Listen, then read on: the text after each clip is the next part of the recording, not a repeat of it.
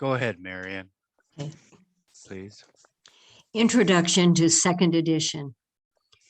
In the 18 years that have passed since publication of the first edition of God Speaks, the flood tide of Meher Baba's presence has spread around the world, and his name has become a symbol of hope and faith to millions. At the end of January, 4 years ago, he himself dropped the body, which now lies interred in the tomb prepared many years ago under his own careful instructions at Meherabad near Ahmednagar, India. In this period, it has been possible to witness the impact of the universality of Meher Baba's approach to the problems of the world and the uniformity of response of the peoples of all faiths and sects to his love. From the earliest days, Meher Baba had pointed out that he belonged to no particular religious group, rather that it was his objective to breathe vitality into the words of truth handed down in all the great world faiths. In repeated, clear, concise statements, he has underlined his independence of action and universality of approach. And a quote, "I have no connection with politics. All religions are equal to me, and all castes and creeds are dear to me. But though I appreciate all isms, religions, and political parties for the many good things that they seek to achieve, I do not and cannot belong to any of these isms, religions, or political parties for the absolute truth, while equally including them transcends all of them and leaves no room for separative divisions, which are all equally false. The unity of all life is integral. I forget. The unity of all life is integral and indivisible. It remains unassailable and inviolable in spite of all conceivable ideological differences." Another quote, "I am equally approachable to one and all, big and small, to saints who rise and sinners who fall, through all the various paths that give the divine." Oh, let me start that again. I didn't read it correctly. "I am equally approachable to one and all, big and small, to saints who rise and sinners who fall, through all the various paths that give the divine call. I am approachable alike to saint whom I adore and to sinner who I am for. And equally through Sufism, Vedantism, Christianity, or Zoroastrianism and Buddhism, and other isms of any kind, and also directly through no medium of isms at all." The thorny subject of Meher Baba's avatarhood, Christ Messiah status, has also clarified greatly in these intervening years. When the first edition of God Speaks was placed before the public in 1955, the fact of Baba's avataric function had been described to those other than his closest disciples for only a few years. Before that time, most people had regarded him as a great saint or a perfect master, without guessing the further significance of his mission. In 1954, however, Baba stated clearly, and for the first time publicly, that he was the avatar of the age. Already having recognized him as a perfect master, the devotee had no problem making allowance for this extension of universal responsibility. To the outsider intrigued by the caliber of Meher Baba, but lacking the opportunity to become absorbed into his being through personal surrender, it was still early to try to judge the external activities and results of the avataric role. Surprisingly, very few people took strong public difference with the statement that Baba was the avatar of the age. Many, through reading God Speaks itself, were convinced that such a work could come only from one who had attained to the highest spiritual status, and therefore it would be better to wait and observe before making any judgment.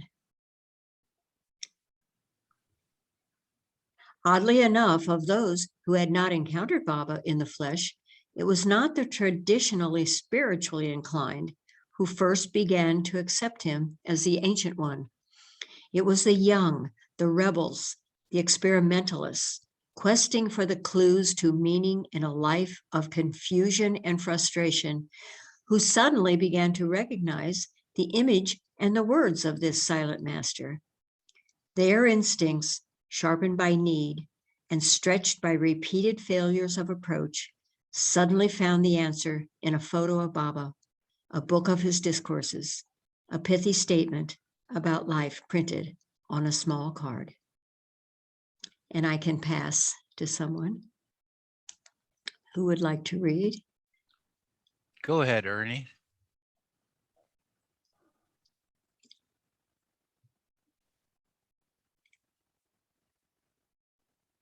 As Baba had so often stated in the decades preceding, the advent of the avatar and the acceptance of his word is precipitated by the needs of creation. When the need is great, the avatar comes. And his word is accepted because it is the only thing which can satisfy. Mankind's search for worthy and dependable goals has been growing for generations. In our day, it has become so insistent that it has lashed out in wave after wave of social turbulence. Into this social ferment steps Mayor Baba with a clear statement of the purpose of creation and an all-embracing love so powerful that the raw abrasions of need are soothed so abruptly as to lead to silence and tears of relief. Repeatedly, Baba describes creation as the vehicle by which God's impulse to know his own divinity consciously is brought to fruition. In careful statements in God Speaks, he describes the manner in which the mechanism for the generation of consciousness is developed, the reality of infinite unity, and the consciousness evolved through resolving the infinite challenges posed within the duality of creation is traced in the most minute detail. The physical form that acts as a medium for experiencing the opposites of creation is shown to be an increasingly complex byproduct of this will of God to know himself consciously. The very force of evolution of form becomes not a random selection of the fittest, but a result of the necessity of the residues of experience to express themselves through increasingly more complex instruments. The evolution and perfecting of consciousness is itself described as the entire purpose of creation.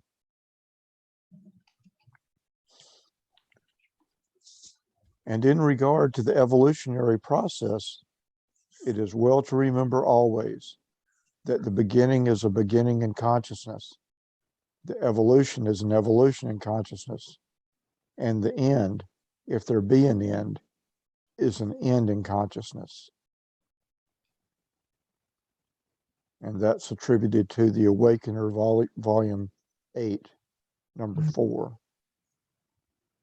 There, as well as the most of balanced practical insights into daily life given out by Mayor Baba over the decades, have been what the young have cried out for. They recognize Baba empirically for what he is, the answer to the dilemma of modern life. This is exactly what Baba had stated that the avatar must be. Thus, the hand and the glove fit exactly. In looking at the match, one can have no doubt that Baba is precisely what he has said he is, the avatar of the age. But what about Meher Baba's more personal life during this period? Despite his long predicted serious automobile accident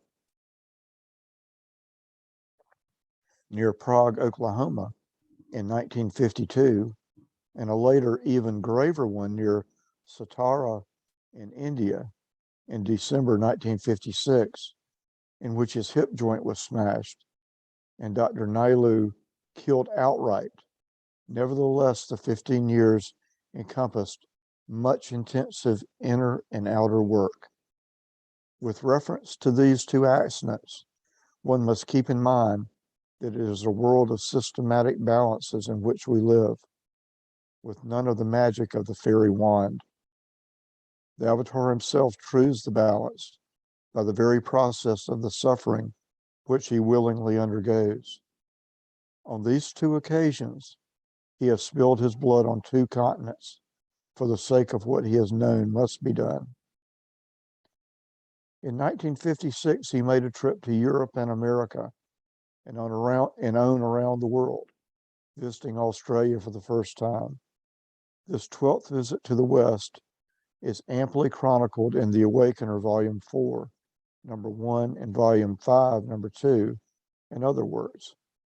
His 13th trip to the West in 1958, including this time only Australia and America, produced an intense atmosphere of the reciprocal play of love between lovers and beloved. The Awakener, Volume 5, Numbers 3 and 4. On this occasion, it was clear that Baba was to be for those who knew the song of their own hearts. The public was not encouraged from seeking the presence of this intriguing being, but no publicity. I made a mistake. I'm going to reread that sentence. The public was not discouraged from seeking the presence of this intriguing being, but no publicity was given to the visit. It was a true living in the presence of the beloved. In retrospect, one understands that Baba knew that for many, this would be the last personal contact. In fact, he stated as much, but we did not hear him. In 1962, Meher Baba again performed the magic of drawing the close ones to him, but in a significantly new pattern this time. In the past, there had been only the most limited mixing of his followers from the East and the West. In 1962, however, the mixing was deliberate and on a grand scale. Hundreds poured into Pune, India, the site of the meeting, from Europe, America, and Australia. Other thousands came from Iran, Pakistan, and India. The 1962 East-West gathering at the beautiful residence of the Guru Prasad in Pune was an epic of the joining of streams of love from widely different natural springs of culture. For 5 days, Meher Baba sat with his closed invitational group of some thousands and mixed together the elements of disparity within the solvent that produces the only true unity, supreme love.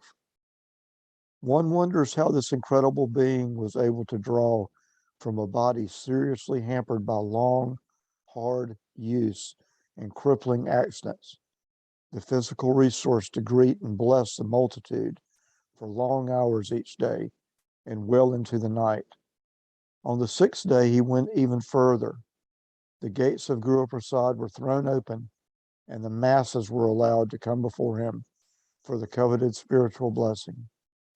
From sunup to sunset, the living stream passed before him, and when finally the gates were closed at dark, a long ribbon of humanity, four abreast, still stretched far into the distance, hoping against hope for the glance or the touch.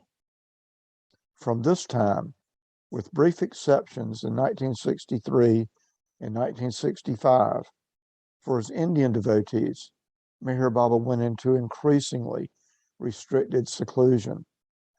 Finally, in August 1966, he issued instructions that no one would be allowed to see him except at his own specific invitation.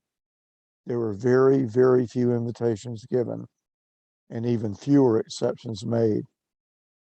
He let all know that he was in the crowning phases of his universal work, and then finally, that work had been achieved to his 100% satisfaction. This should have been the signal to his devoted followers, but one never conceives of the day when the beloved will not be physically at hand. On February 1st, 1969, the news spread quickly around the world via the network of deep devotion that Meher Baba had dropped his body shortly after noon of the previous day. For 7 days, the shell lay garlanded and strewn with fragrant rose petals in the tomb long prepared for the occasion, head propped up on a light pillow, so that I may give my lovers darshan without having to rise. He had seen what would be necessary, and as always had prepared for it. His devotees recognized the passing away of the infinite as infinite in its own infinitude. The entombment was followed in April, May, and June by visits of large groups from the east and the west to Guru Prasad, to Meherzad, the residence, and to Meherbad, the tomb. We do not know how one can describe what happened. The only way it can be done is for you to sit down with one who is there. Francis Brabazon has related this great event most beautifully in a pamphlet entitled 3 Talks, published by Mayer House Publications, Sydney, Australia in 1969. In this revised edition of God Speaks, certain new points and corrections indicated by Meher Baba have been made. There are also some additions to the supplement. Various of the charts have received minor but necessary changes, and 5 more charts have been included. One chart was done as a labor of love by Ludwig Dentfle and concerns mystic, Sufi, and Vedantic terms related to the planes of consciousness as used in God Speaks. This chart was sent to Meher Baba several years before he dropped the body. Eric Shbi Jesawala tells us that Baba went over it meticulously, making 2 or 3 corrections, and expressed complete satisfaction with it, approving its usage for God Speaks. It was so large that it has been enclosed separately. Further footnotes have been added in the text from separate information Meher Baba gave from time to time. It should also be noted at this time that some terms used under headings denoting Sufi, Vedantic, and mystic terminology are in certain instances not classic terms employed in those 3 disciplines. Rather, they are terms employed to allow comparative study and better understanding of the theme by the reader. A complete glossary compiled by Ludwig Dentfle, I'm mangling that, was approved by Meher Baba before he dropped his body. Somebody else want to carry on? In closing, we cannot avoid suggesting an inevitable corollary. Is that how you pronounce that? Corollary? Corollary? Right, corollary. Thank you. Of the life and words of Meher Baba. While he lived for the inner man, that he might break through the shackles of the delusions of reality by which he had bound himself. Still, the clarifications given by Meher Baba have great import for the physical disciplines as well. As one reads the various works given out by the highest of the high of our times, the implications for all manner of physical sciences are seen to be basic and revolutionary.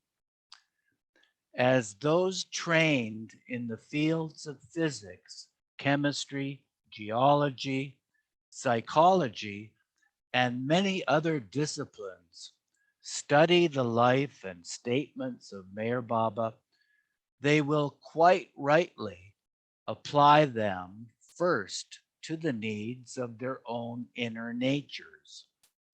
However, as his words accomplish the first task of establishing a sense of vital purpose and assured support, a second phase of significance will inevitably begin to assert itself. Life begins to move, and it moves both internally and externally. The quick, successive recognitions of truths that bore inwards are followed by matching insights into the functioning of the external. The simple, almost self-evident statements of Meher Baba are seen to ramify into a kaleidoscope of fundamental and exciting implications. He was sparing of words. He did not elaborate.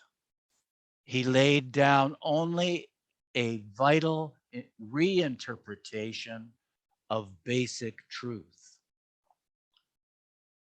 Out of that flows the multitude of inevitable conclusions. The physicist, once he has set the wheels in motion to rediscover his essential self, will also begin to discover the impact of Meher Baba on his own field of physics. Meher Baba is like that. He flows quietly through all aspects of life. And before one knows it, all of life has become nothing but the fascinating game of watching Meher Baba deal with Meher Baba. Certainly, this is the ultimate in universality. San Francisco, California, April 1973. Ivy O. Deuce and Don E. Stevens.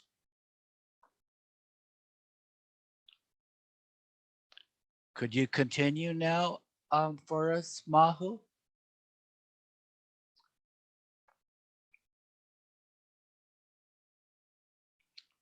Yes. So after that, it's Meher Baba's passage. It's Meher Baba's words. And then we start the chapter 1. I am not come to establish any cult, society, or organization, nor even to establish a new religion. The religion that I shall give teaches the knowledge of the one behind the many. The book that I shall make people read is the book of the heart that holds the key to the mystery of life. I shall bring about a happy blending of the head and the heart. I shall revitalize all religions and cults and bring them together like beads on one string. Meher Baba.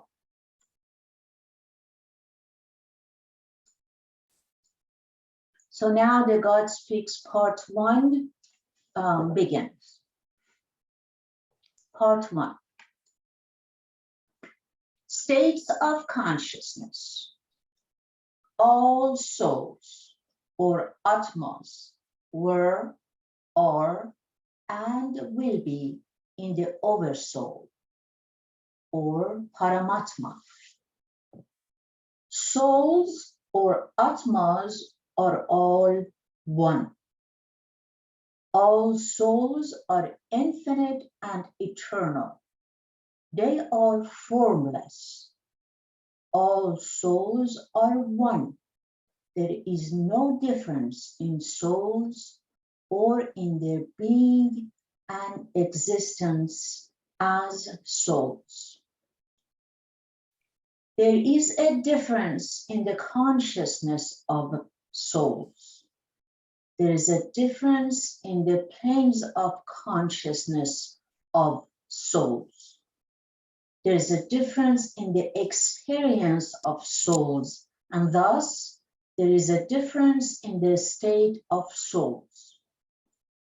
Most souls are conscious of the gross body or the sthul sharir. Some souls are conscious of the subtle body or pran.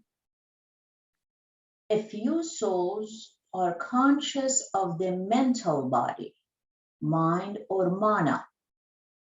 And a very few souls are conscious of self, capital S. Most souls have experience of gross spheres or world.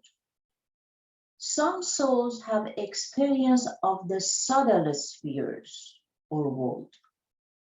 A few souls have experience of the mental spheres or world. And a very few souls have experience of the oversoul. Most souls are on the gross plane, anabhimukha. Some souls are on the subtle plane, pranabhimukha. A few souls are on the mental plane, manobhimukha. And a very few souls are on the plane beyond the mental plane, Vidnyan.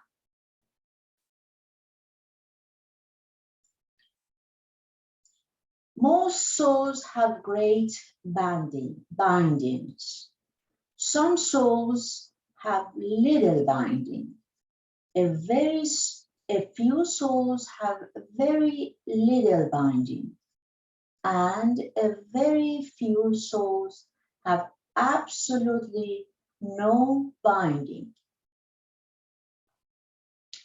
All these souls or atmas of different consciousness, of different experiences, of different states are in the oversoul or paramatma.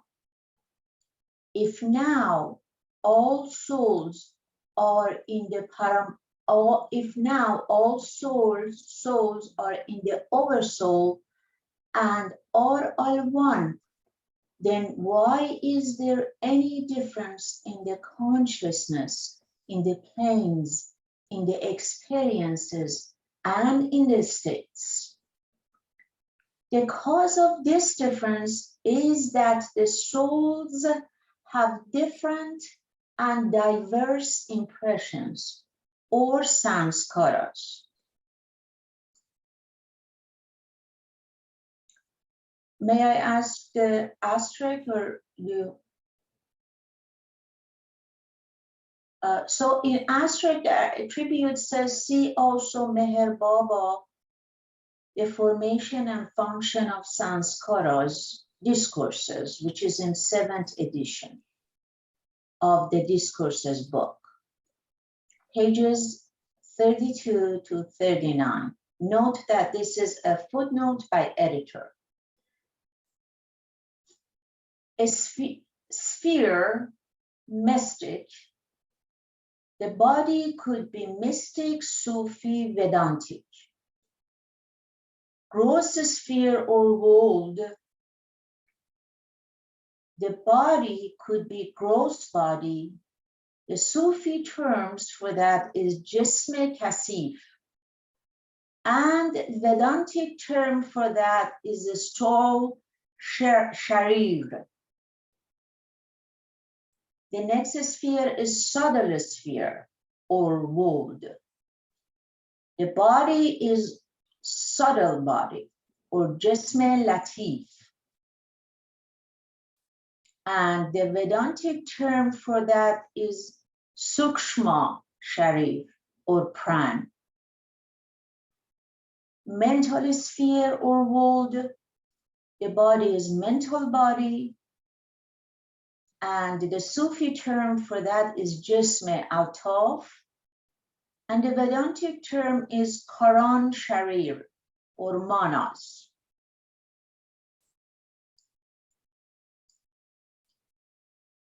Continued. Most souls have gross impressions. Some souls have subtle impressions. A few souls have mental impressions, and a very few souls have no impressions at all. Souls having gross impressions, souls having subtle impressions, soul having mental impressions, and souls having no impressions are all souls in the oversoul, and all are one. Souls with gross impressions have consciousness of the gross body, soul sharir, and have experiences of the gross sphere. Souls with subtle impressions have consciousness of the subtle body or pran and have experience of the subtle sphere. Souls with mental impressions have consciousness of the mental body or mana or mind and have the experience of the mental sphere. We already read the footnote for that. Souls with no impressions have consciousness of soul, of self, soul, atma, and have the experience of the oversouls or paramatma. The souls with gross impressions experience the gross sphere through the gross body. That is, they experience different and diverse experiences such as seeing, hearing, smelling, eating, sleeping, clearing the bowels, and urinating. All these are experiences of the gross sphere. Souls with subtle impressions experience successively 3 planes of the subtle sphere through the subtle body, and in these 3 planes, they have only the experiences of seeing, smelling, and hearing. Souls with mental impressions through the mental body or mind in the mental sphere experience only seeing, and this seeing is the seeing of God. Souls having no impressions through the self-experience, the infinite power, infinite knowledge, and infinite bliss of the oversoul. The soul that is conscious of the gross body is not conscious of the subtle body, not conscious of the mental body, and not conscious of self. The soul that is conscious of the subtle body is not conscious of the gross body, not conscious of the mental body, and not conscious of self. The soul that is conscious of the mental body is not conscious of the gross body, not conscious of the subtle body, and not conscious of self. The soul that is conscious of self is not conscious of the gross body, not conscious of the subtle body, and not conscious of the mental body.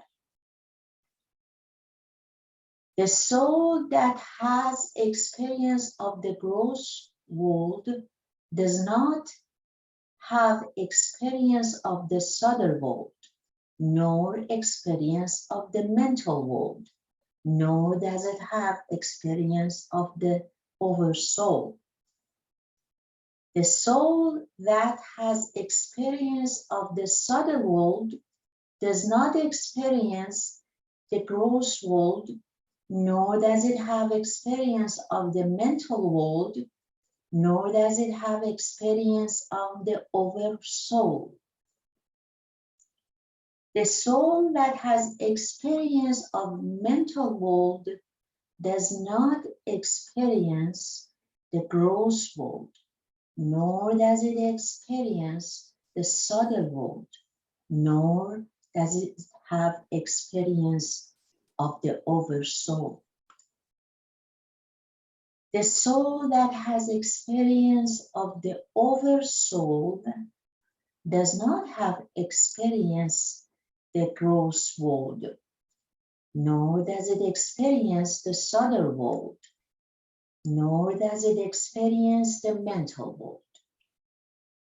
That is, the soul that is conscious of self and has experience of the oversoul is not conscious of the gross body, subtle body, and mental body, and does not experience the gross, subtle, and mental spheres or worlds.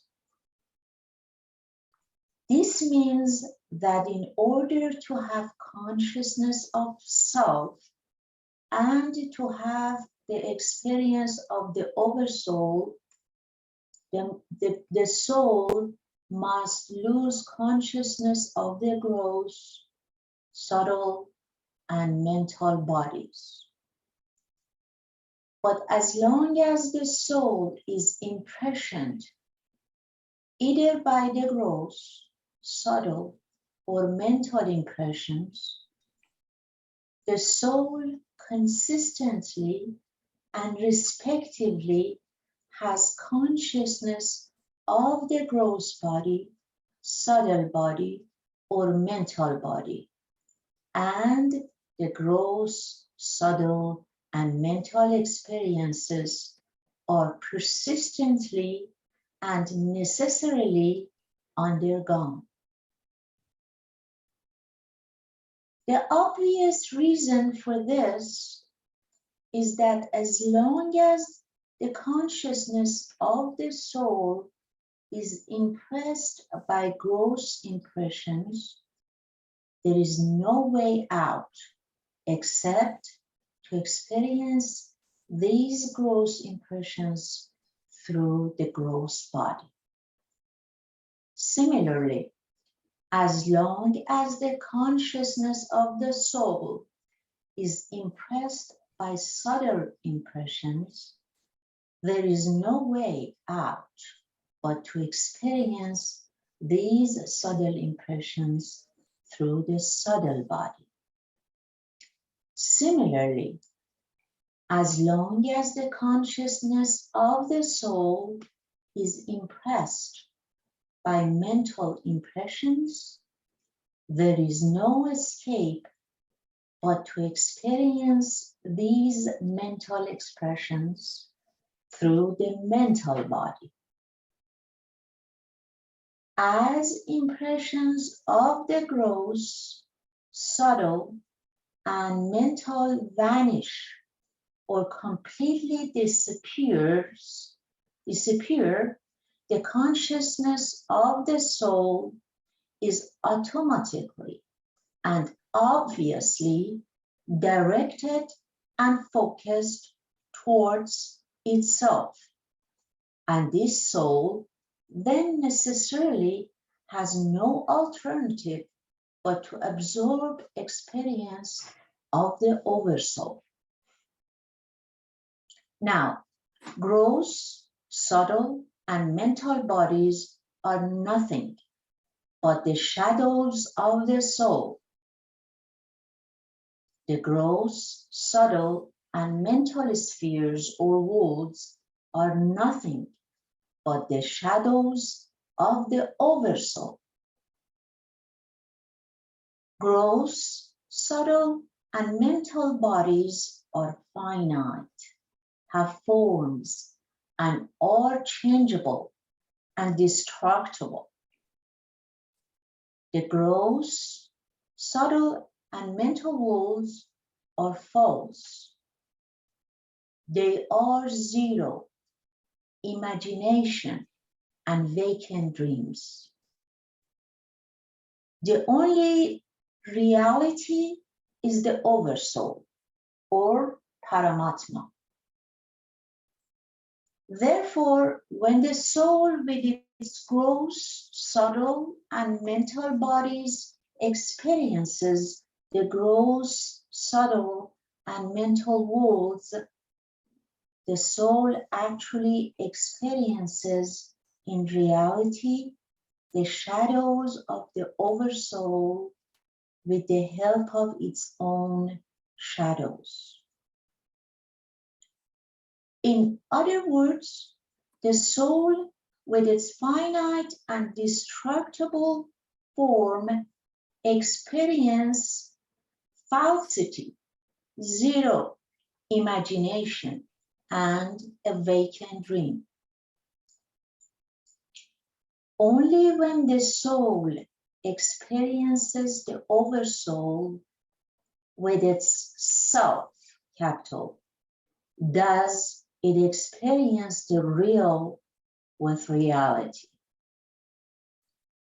When the soul is consciousness of its gross body, then this soul identifies itself with the gross body and takes itself as the gross body.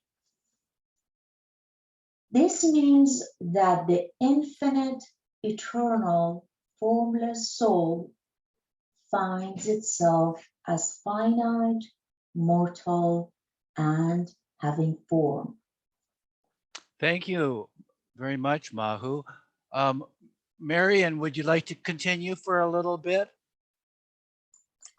What time is it? I don't have my clock It's here. 7:53. Okay, okay. And we're going to end at 8, right? Yes. All right. Impressions, sanskaras, are the cause of this ignorance. In the beginning, the soul, which is eternally in the oversoul, at first acquires ignorance through impressions rather than acquiring knowledge. When the soul acquires a particular form, body or sharir, according to particular impressions, it feels and experiences itself as being that particular form. Soul in its stone form experiences itself as stone. Accordingly, in due course, the soul experiences and feels that it is metal, vegetable, worm, fish, bird, animal, man, or woman.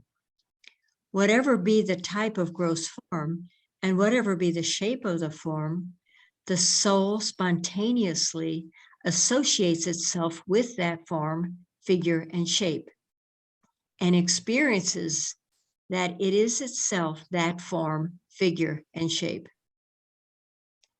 When the soul is conscious of the subtle body, then this soul experiences that it is the subtle body.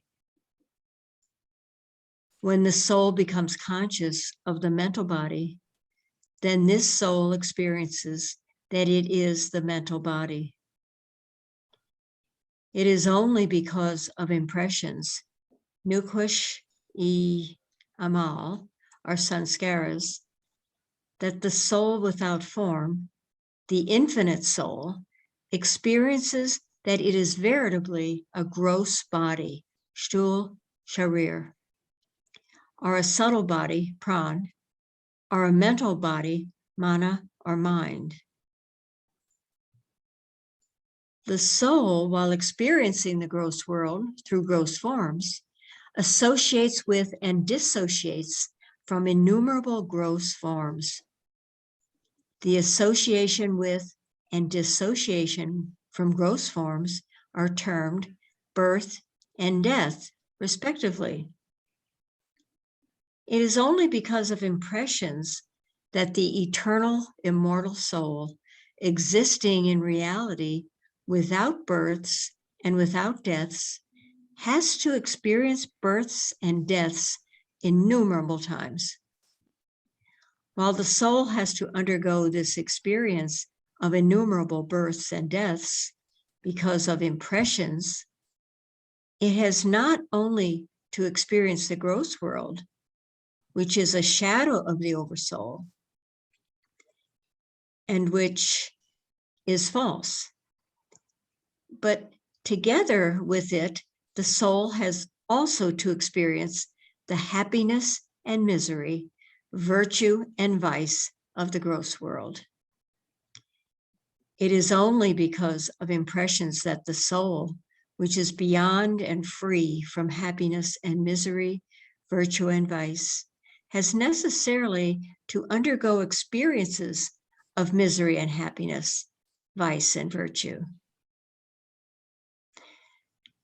Now, this much is established, that the experiences of births and deaths, happiness and misery, virtue and vice, are experienced only by the gross form of the soul while experiencing the gross world. But the gross form of the soul is a shadow of the soul, and the gross world is a shadow of the oversoul. Thus, all the experiences of births and deaths, virtue and vice, happiness and misery experienced by the soul are nothing but the experiences of the shadow. Hence, all that is thus experienced is false. Thank you, Marion. Ernie, would you finish it off for us? Next 5 minutes or so.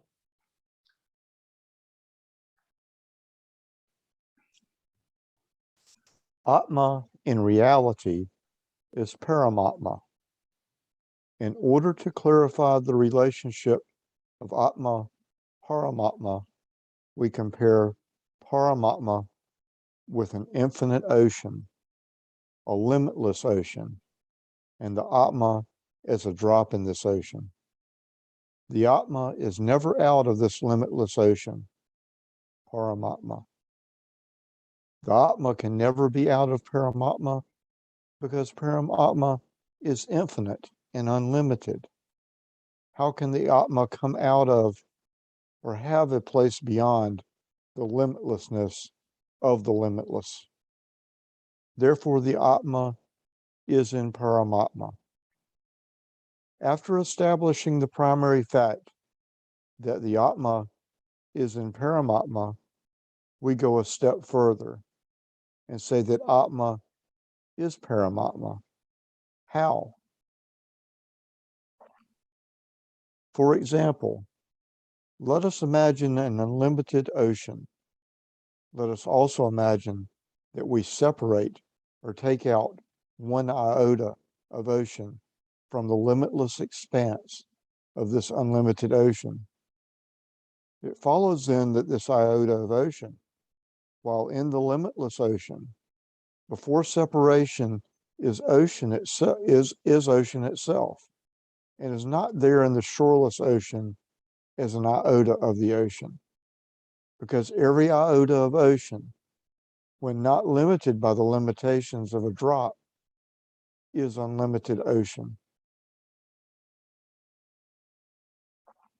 It is only when an iota of ocean is separated from the unlimited ocean, or is taken out of the unlimited ocean as a drop, that this iota of ocean obtains its separate existence as a drop of the shoreless ocean, and that this iota of ocean begins to be looked upon as a drop of the unlimited ocean. In other words, the infinite, unlimited, and limitless ocean itself is now looked upon as merely a drop of that infinite, unlimited, and limitless ocean. And in comparison to that infinite, unlimited, and limitless ocean, this iota of ocean, or this drop of the iota of ocean, is most finite and most limited with infinite limitations. That is, the infinitely free iota finds itself infinitely bound.